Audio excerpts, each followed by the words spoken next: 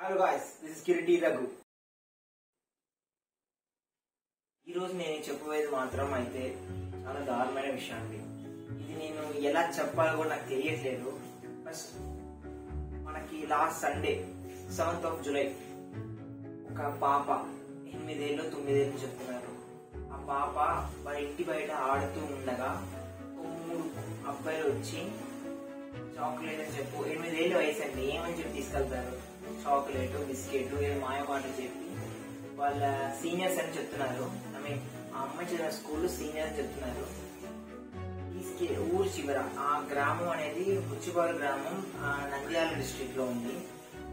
ఊరు చివర తీసుకెళ్లి 8 ఏళ్ళ 9 ఏళ్ళ పాపని గ్యాంగ్ రేప్ చేశారు. ఆ ముగ్గురు రేప్ చేసి అదే కాకుండా తీసుకెళ్లి మర్డర్ చేస్తే, దాంట్లో ఒక అబ్బాయి మర్డర్ చేసి ఆ పాపని తీసుకెళ్లి కృష్ణ అనే ఆ ఊర్లో ఉన్న ఒక కెనల్ లాంటి దాంట్లో ఇసిరేశారు. ఆ కెనల్ అనేది రివర్ లా ఉంటుంది, దాని ఒక 30 అడుగులు దూరం దాంట్లో పడేశారు అనమాట. సో ఇదైతే వాళ్ళ మమ్మీ డాడీ అయితే సండే నైట్ నుంచి ఇంకా కనిపించట్లేదు పాప అని చూసేసి వెళ్ళి అయితే పోలీస్ కంప్లైంట్లు ఇచ్చారు. పోలీస్ వాళ్ళు మొత్తానికి ఇలా వీళ్ళని పట్టుకొని అడిగారు అనమాట. మండేనే మనకి వాళ్ళు తెలిసిపోయింది, వాళ్ళు ఒప్పేసుకున్నారు, సమాచారం అనేది వచ్చేసింది వాళ్ళు చేశారు అని చెప్పేసి.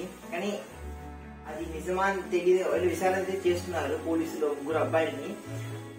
అసలు ఏంటంటే ఇప్పుడు దీంట్లో ప్రాబ్లం మండే కదా, ఇప్పుడు చెప్తున్నాను ఏంటి అంటే నేనైతే ఆగాను అనమాట. ట్యూస్డే నాకు తెలిసింది. సరే బాడీ పాప బాడీ దొరికేగానే చెప్తాము ఏం చేశారు, పోస్ట్ మార్టం చేసిన తర్వాత ఏం చేశారు నిజంగా బయటపడుతుంది, ఎంతమంది చేశారు కూడా తెలుస్తుందేమో, అందుకని ఆగా నేను. కానీ చూస్తుంటే మొన్న అయిపోయింది, నిన్న అయిపోయింది, ఇవాళ ఈవినింగ్ అయిపోతుంది. ఇప్పటిదాకా నేను చూశాను. అయితే ట్యూస్డే తెలిసింది, చెప్తామని అనుకున్నా, బట్ బాడీ దొరకట్లా. సో ఇంకా నేను చెప్పేద్దామని బాడీ వచ్చాక మళ్ళీ ఒకసారి చూద్దామని చెప్పేసి ఇంకా మాట్లాడుతున్నాను. మండే నుంచి పోలీసులు ఆ కెనల్ మొత్తం ఎదుగుతున్నారండి. అప్పుడు అక్కడ దాకా నంద్యాల డిస్ట్రిక్ట్ లో ఉన్నారు. నిన్న విజయవాడ నుంచి 30 గజ స్విమ్మర్స్ అంటే బిగ్ స్విమ్మర్స్ ని విజయవాడ నుంచి 30 మంది తీసుకెళ్లి ఇంకా బోట్లు వేసి మొత్తం 2 రోజుల నుంచి, సండే అక్కడ థర్స్డే వచ్చేసి థర్స్డే ఈవినింగ్ అయిపోతుంది.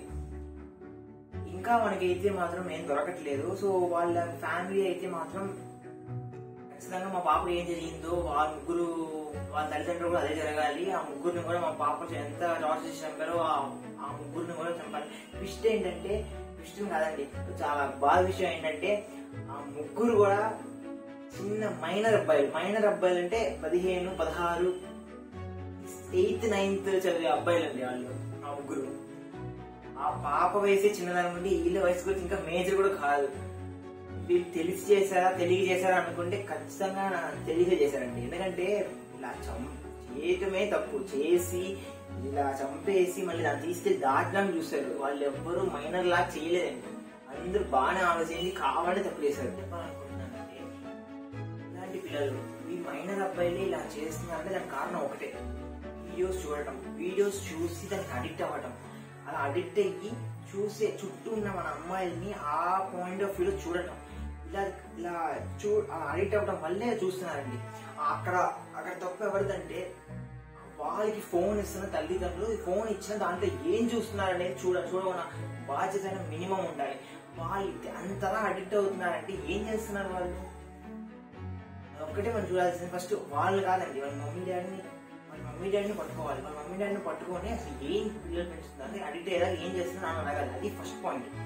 సెకండ్ పాయింట్, వీళ్ళని వదిలేయచ్చా అని అంటే మాత్రం ఖచ్చితంగా వదలకూడదు. ఎందుకంటే ఇప్పుడు ఈ కేసు మాత్రం మైనర్ అబ్బాయిలే తెలివి చేశారు, జైలు శిక్ష ఇచ్చేసి వదిలేస్తాము అని చెప్తే మాత్రం రేపొద్దున ఇంకో మైనర్ కేసు వస్తుంది. అప్పుడు మైనర్ కేసు, అప్పుడు 17 ఏళ్ళు, ఇప్పుడు 17 years ఉన్న వాళ్ళు బాగా మెచ్యూర్గా కావాలని తప్పు చేస్తున్నాడు, డ్రగ్స్ అమ్ముతున్నాడు, అన్ని చేస్తున్నాడు. సో రేపు పొద్దున 17 years 16 years అబ్బాయిలు ఏమైనా తప్పు చేస్తే, ఇది రేప్ కేసు చేస్తే చక్కగా ఈ కేసుని చూపించుకొని ఎగ్జాంపుల్ కింద అక్కడ ప్రొడ్యూస్ చేసి తప్పించుకున్నాను, మేము తప్పించుకోవచ్చు అనే ఒక రూల్ ఉంది. అదేంటంటే ఫస్ట్ ఇలాంటి సేమ్ సిమిలర్ కేసు ఉంటే వాదించకుండానే ఆ కేసు చూపించి మనం ఆ కేసు అడ్డు పెట్టుకుని మనం తీసుకోవచ్చు. తలపతి విజయ్ సర్కార్ సినిమాలు చేస్తారు కదా, కర్ణాటక సీన్ సీఎం పదవి చేస్తున్న అదే సీన్ జరుగుతుందండి. ఈ కేసుని చూపించుకుని వాడు తప్పించుకుంటాడు. సో ఇక్కడ శిక్ష పడాలి. రేపు పొద్దున అదే మైనర్ అబ్బాయి ఎక్కడైనా జరగచ్చు. మీ ఇంటి కింద, మీ ఇంటి పైన, మీ ఇంటి పక్క సందు, మా ఇంటి కింద, మా ఇంటి పైన ఎక్కడైనా జరుగుతుంది. సో ఇక్కడ కేసు పడాలి, అక్కడ కేసు పడాలి. సో ఇక్కడ కేసు పడకపోతే మాత్రం ఇంకో 3-4 తప్పించుకునే ఉంటారు. ఇక్కడ కేసు పడేదాకా అందరూ వాయిస్ ఇస్తూనే ఉండాలి. కానీ మనం చూసే ప్రకారం అయితే మాత్రం ఎక్కడ ఉన్న ఎంపీ గారు, ఎమ్మెల్యే గారు ఇద్దరు కఠినంగా శిక్ష పడుతుంది ఆ 3 అబ్బాయిలకి అని చెప్పి అంటున్నారు. సో మనం చూడాలి.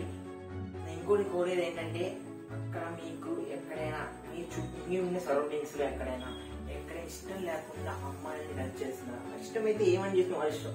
ఇష్టం లేకుండా అమ్మాయిని టచ్ చేస్తున్నారు అబ్బాయిలు అన్నాక వీళ్ళు అడగచ్చు.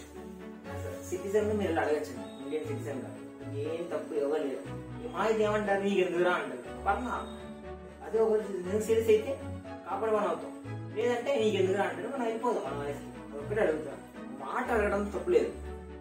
నువ్వు చెప్పేది నాలా అంటే ఒక 50 మందిలో చూసేది 50-60 వ్యూలు వస్తాయి. మహా అయితే ఒక వీడియో మీకు వెళ్తుంది అంతే కదా. దాంట్లో ఒక్కడైనా వింటాడు కదా. నా ఫ్రెండ్ ఎవరో ఒక్కడైనా వింటాడు, ఖచ్చితంగా వింటారు. ఏంట్రా చూస్తుంటారు మా ఫ్రెండ్స్, వాళ్ళు ఎవరో ఒక్కళ్ళైనా వింటారు. నాకు అది చాలు. ఒక్కరు వినేది కూడా చాలండి. అడగండి ఎంత ప్రాబ్లమ్ అని అడగండి చాలు. అది చేస్తూనే ఉంటాను అంతే. 3 విషయాలు. ఫస్ట్ మన మమ్మీ డాడీని చూడాలి. సెకండ్ పిల్లలు ఏం చేస్తున్నారని చూడాలి. సెకండ్ ఈ కేసు శిక్ష పడకపోతే నెక్స్ట్ ఇంకో కేసు దీన్ని చూసుకుంటారు. ఎక్కడైనా ఇష్టం లేకుండా అమ్మాయి చేస్తున్నారంటే ఒక మాట అడగండి. ఇదేం లేదు. ఒక్కడికి చెప్పాలనుకుంటున్నా, బాడీ ఇంకా అయితే దొరకలేదు. ఏంటో విషయం తెలిసాక, పోస్ట్ మార్టం చేశాక ఏం చెప్పారు అని చెప్పేసి ఆ చిన్నారిని ఏం చేశారో తెలిస్తే నేను ఖచ్చితంగా మీకు చెప్తానండి. అప్పటి వరకు థ్యాంక్ యూ.